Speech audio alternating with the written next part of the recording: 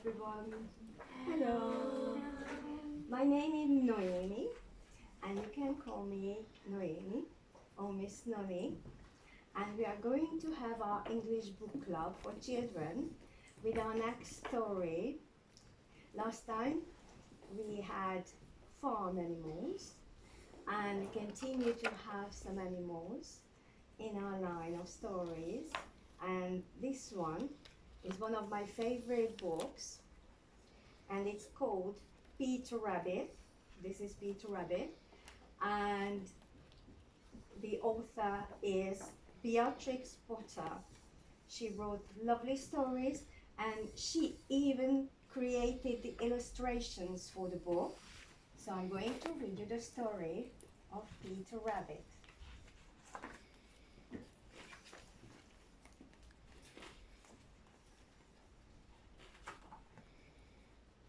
So many pages beforehand. The Tale of Peter Rabbit. Once upon a time, there were 4 little rabbits, and their names were Flopsy, Mopsy, Cottontail, and Peter. They lived with their mother in a sandbank underneath the root of a very big fir tree.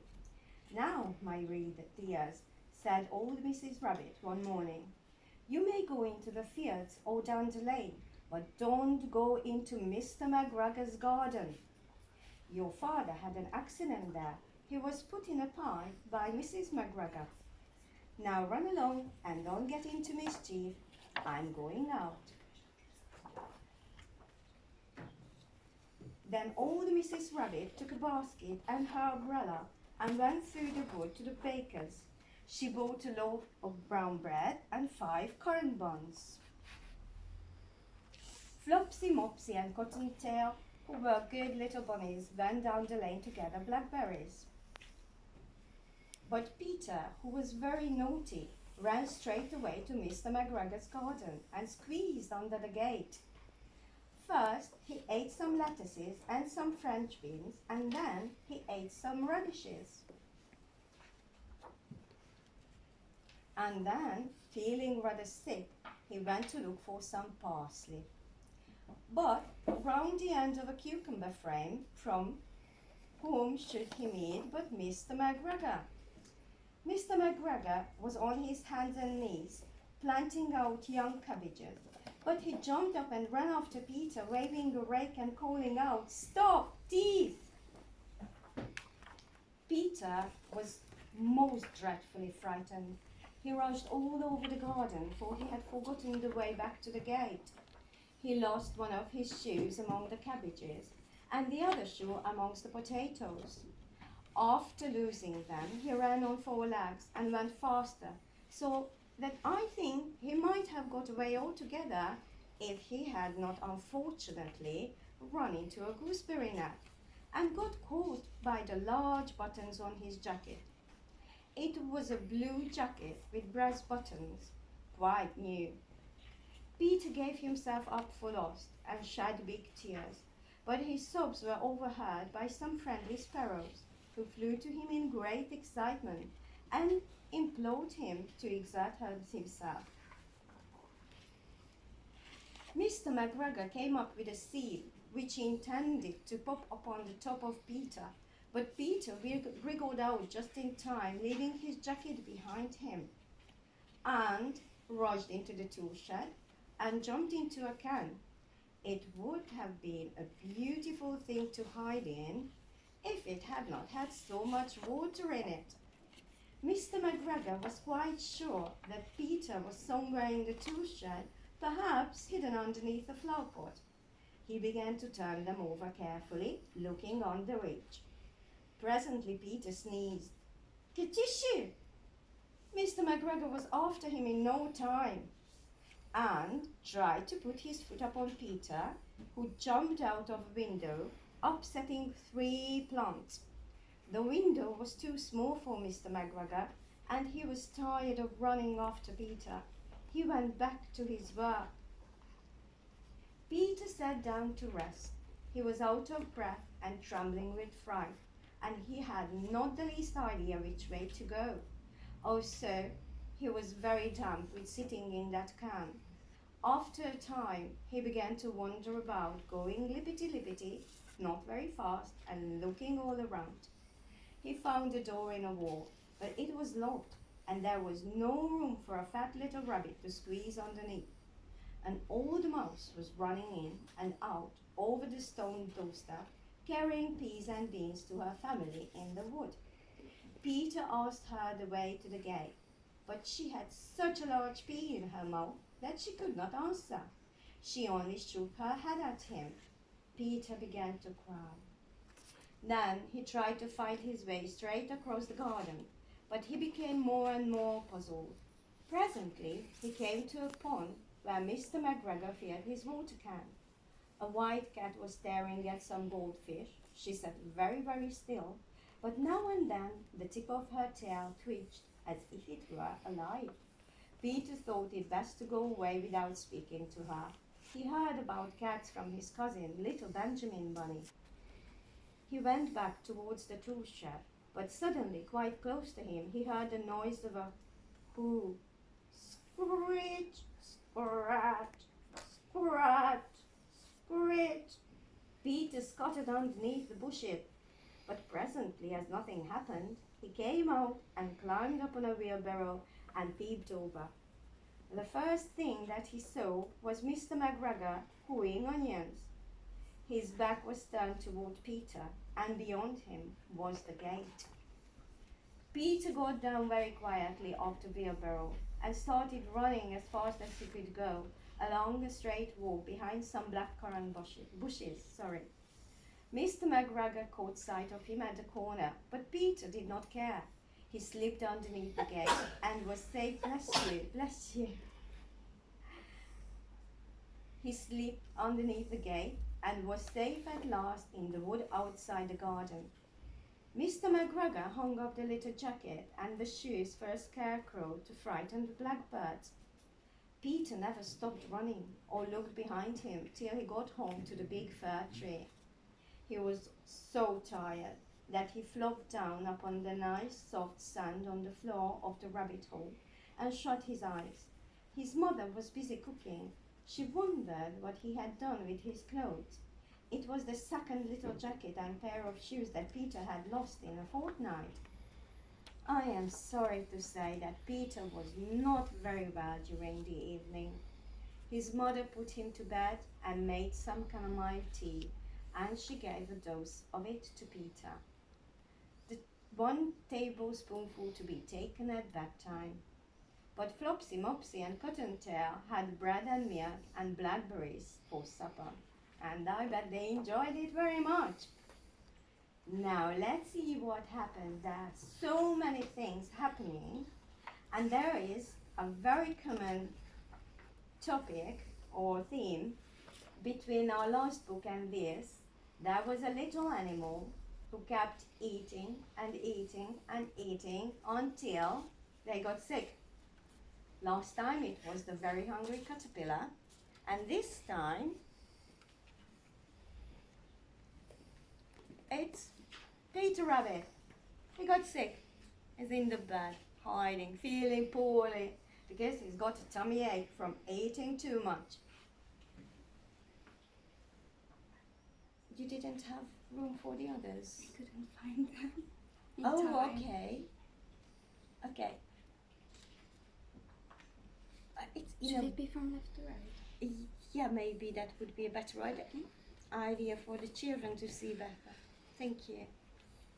So, let's read the story again and follow up what is happening throughout the pictures.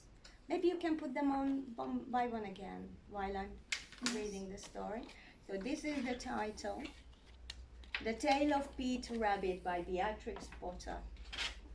And it's so interesting that they put the final scene on the cover of the book. This is the cover of the book, but this is from a little version of this book. There are many, many versions because it's a very popular story. So let's start.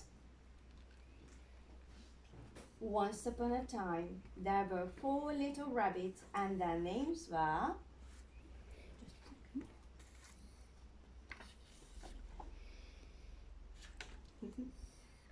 1, 2, 3, 4 little rabbits. Flopsy, Mopsy, Cottontail, and Peter. I don't know which one is which from this picture, but we'll find out soon.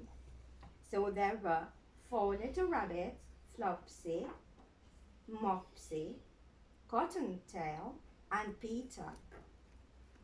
They lived with their mother in a sandbank underneath the root of a very big fir tree. This is the fir tree. It was so big that underneath the root could live the bunch of rabbits in their burrow.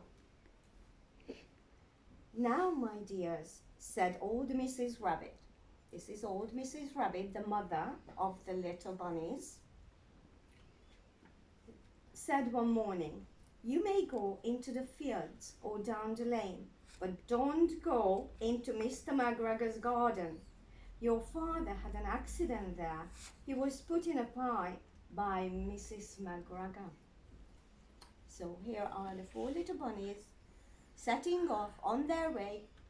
Flopsy, Mopsy, Cottontail, and Peter Rabbit. Now run along and don't get into mischief. I am going out, said Mrs. Rabbit.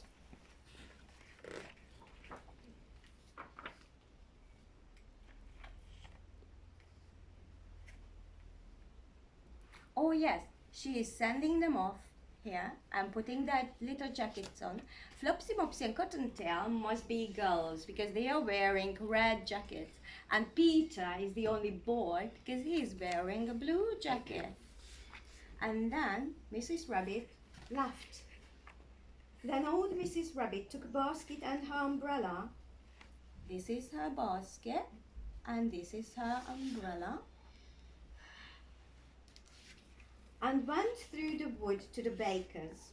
She bought a loaf of brown bread and 5 currant buns. Flopsy, Mopsy and Cottontail, who were good little bunnies, went down the lane to gather blackberries. They went down the lane and they were gathering red berries, blackberries. They seem red from here. That's the tongue slip. Oh.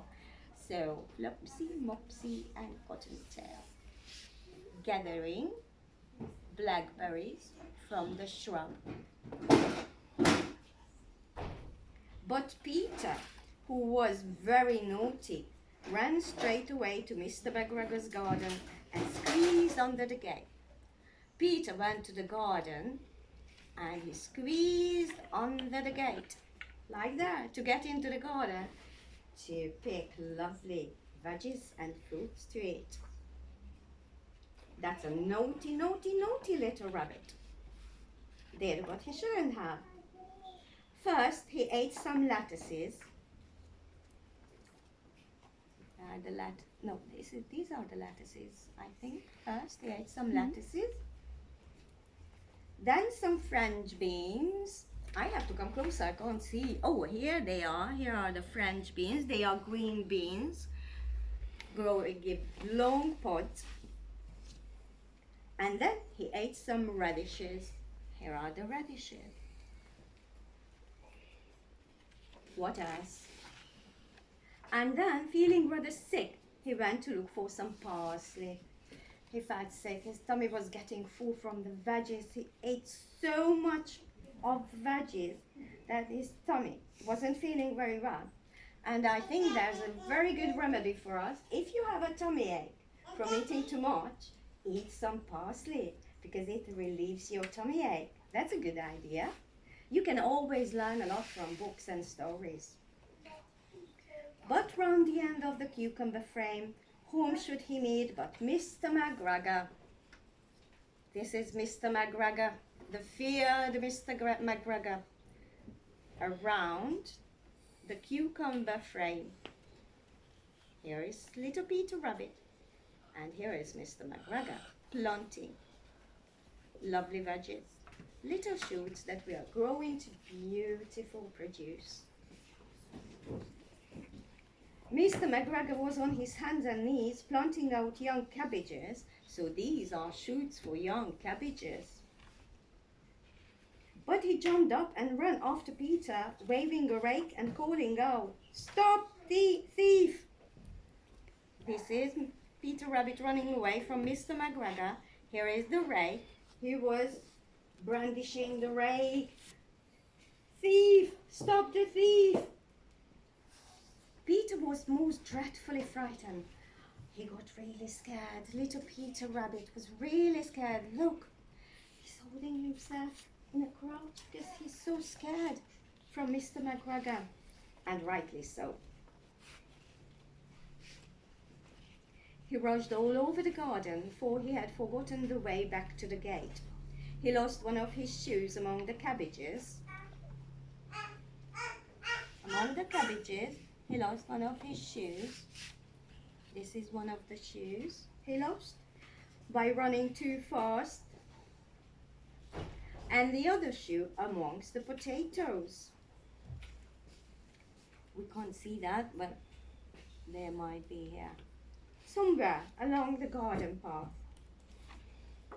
After losing them, he ran on 4 legs and went faster, so that I think he might have got away altogether if he had not unfortunately run into a gooseberry net and got caught by the large buttons on his jacket. This is the gooseberry. No, the gooseberry shouldn't be red. It should be green. Gooseberries are green. I'm going to show pictures for you. I think this is an artwork of a very imaginative and creative author who did the drawing. Maybe there are some types of gooseberries that are red that I don't know of. We can't know everything, you know. And this poor Peter Rabbit got caught up by his foot in the net of the gooseberry bush.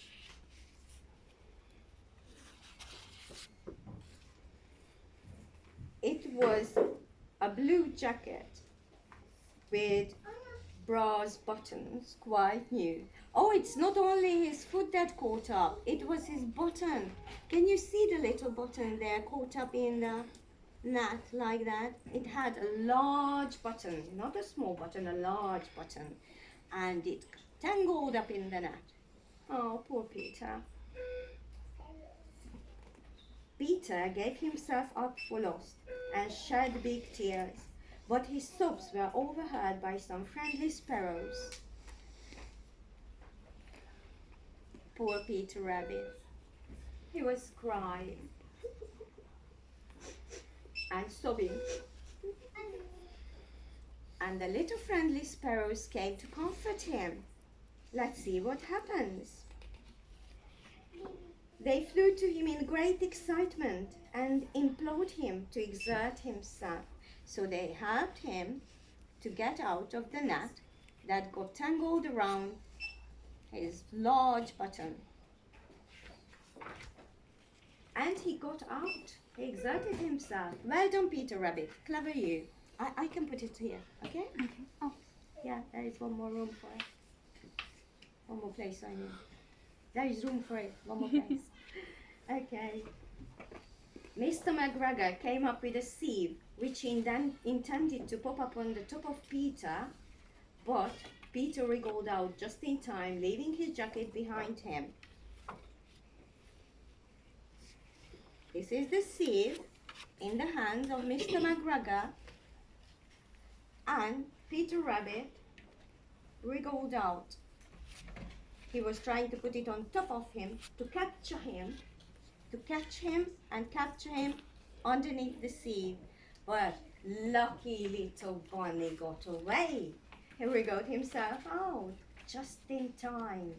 Very lucky. That was a close shave. And rushed into the tool shed and jumped into a can.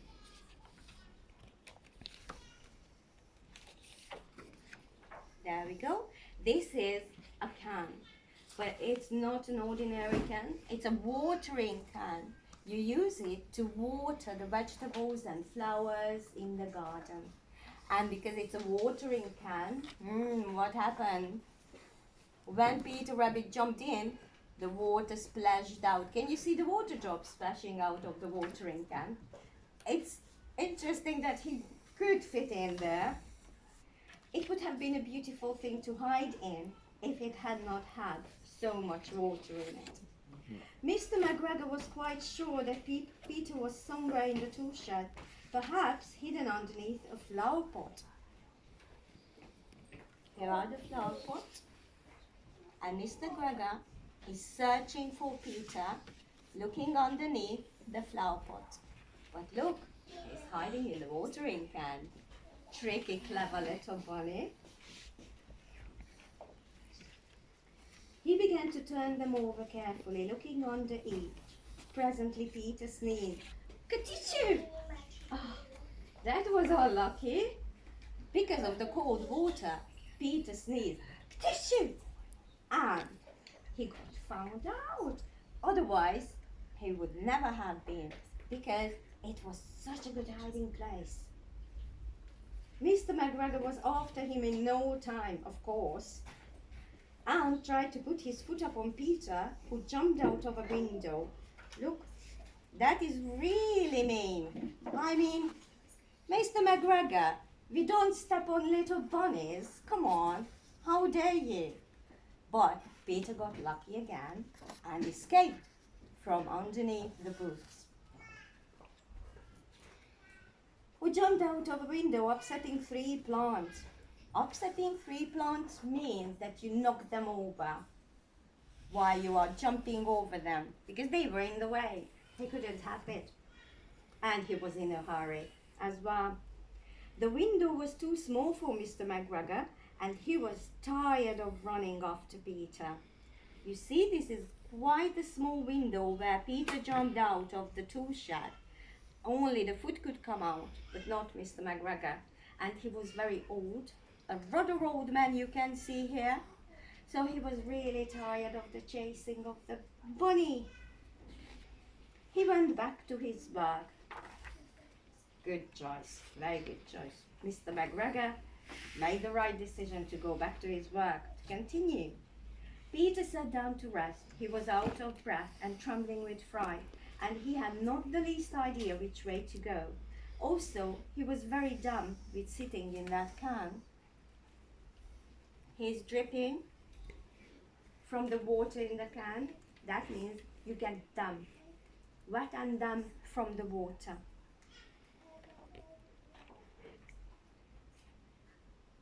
Where was I? I have to find my line.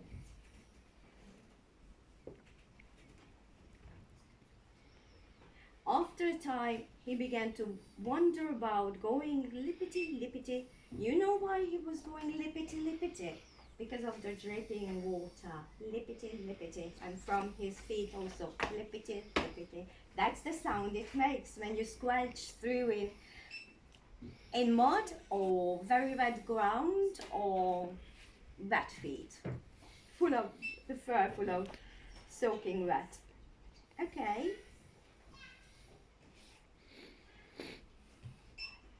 He found a door in a wall, but it was locked, and there was no room for a fat little rabbit to squeeze underneath.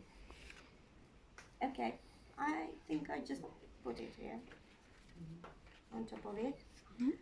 Here is a wall, and there is a door, but there's just a tiny little crack underneath, so he couldn't squeeze through. But also, when he arrived in the garden, he could squeeze through underneath the gate, do you remember? Here. Because he was thin. And then he ate all those vegetables, and now he has become fat.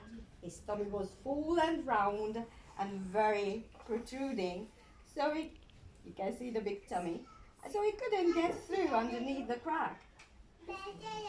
An old mouse was running in and out over the stone doorstep, carrying peas and beans for her family in the wood. Peter asked her the way to the gate, but she had such a large pea in her mouth that she could not answer.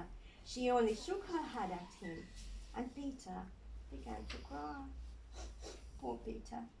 Then he tried to find his way straight across the garden, but he became more and more puzzled. Presently, he came to a pond. I just put it on top of this one. Here is the pond, where Mr. McGregor filled his water cans. a white cat was sitting and staring at some goldfish. Here are the little goldfish. 1, 2, 3, 4, 5. I could find 5 goldfish. And the cat, the white cat, is staring at them. You know, cat likes fish and fishing. And I think the cat was thinking about how to catch one and eat it. Okay, so she sat very still. But now and then, the tip of her tail twitched as if it were alive. This is the tail, and the tip of the tail, now and then, from time to time, twitched a little. So, it showed that the cat is real, not just a statue or something. Peter thought it best to go away without speaking to her. He had heard about cats from his cousin, little Benjamin Bunny. I don't know about that one. Maybe cats are dangerous for little bunnies. I've never heard of it. Have you? They are so cute, all of them. Furry and fluffy and sweet. He went back towards the tool shed, but suddenly, quite close to him, he heard the noise of a hoe. Screech, scratch, scratch, screech. Peter scuttled underneath the bushes. But presently, as nothing happened, he came out and climbed up on a wheelbarrow and peeped over. The hoe here is screeching and scratching on the ground like that. And Peter hopped into a wheelbarrow. This is a wheelbarrow. It has a wheel. You can't very well see it, but it has a wheel, and it's a barrel, and it's called a wheelbarrow. He hopped into it and peeked through. The first thing that he saw was Mr. McGregor hoeing onions.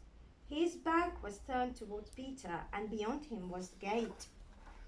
Look, here's the gate. That's the way of escape and getting home.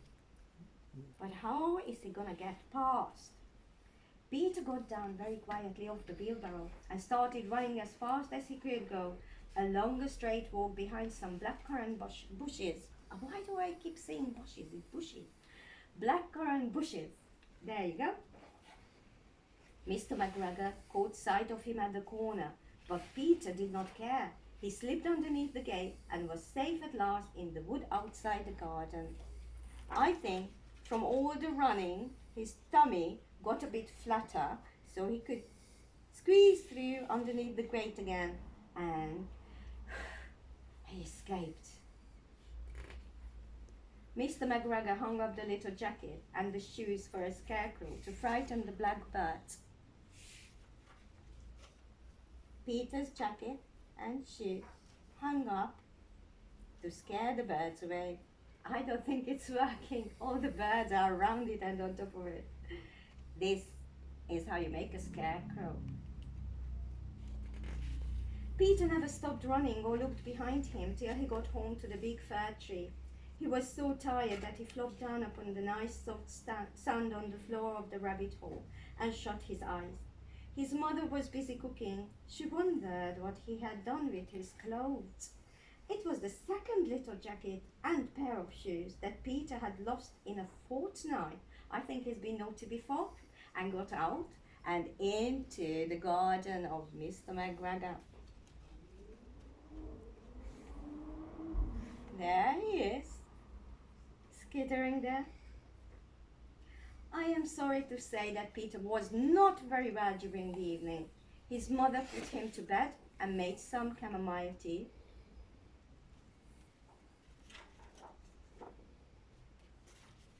Yes, here she was cooking all the vegetables she collected, and then she was making some chamomile tea for him.